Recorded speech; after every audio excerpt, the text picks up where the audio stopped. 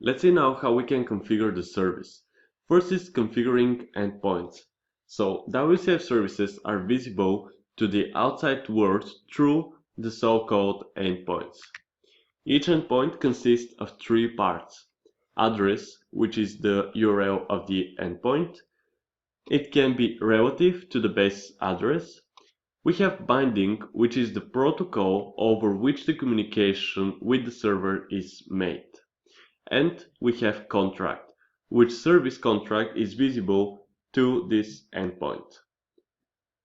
Configuring endpoints is done in two ways: in application settings or inside, which is webconfig or appconfig.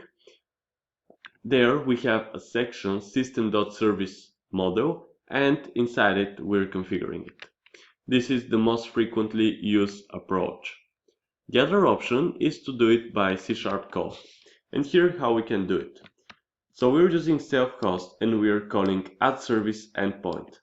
Now here we're saying type of our contract, for example, iCalculator or Ausumator iServiceTest, and I'm passing new HTTP binding and then calculator service.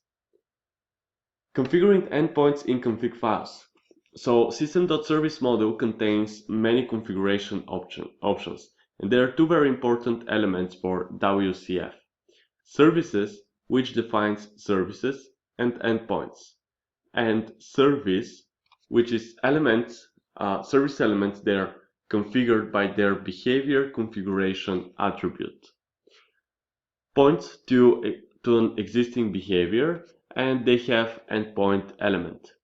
The endpoint are configured through attributes. Here's some example. So we have our service model, and inside it we have services. Inside services I have defined service element. The name is WCF service test.service test with some behavior configuration of service test behavior. Inside it I have two endpoints. The first endpoint has address, which we keep for now empty, and I'm setting binding to WS HTTP binding. Then I'm saying which will be the contract. So WCF service test.iServiceTest. Here, if you want, you can set identity with some DNS, for example, to localhost. The other endpoint, its address is max. Again, we have here we have binding max HTTP binding, and I'm setting contract iMetadata exchange. The service behaviors section defines behaviors for your service. Services are configured by specifying which behavior they use. We have many sub-elements. Service meta is for metadata options. Service debug is for debug options.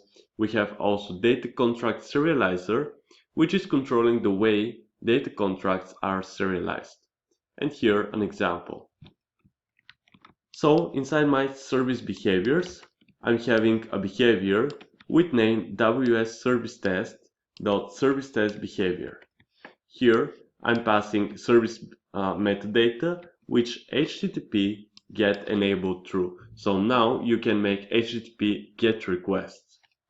We have also service debug, and here we have attribute include exception detail in false, which is false. Basically, this can give you more information while you're debugging about your exception if it happened.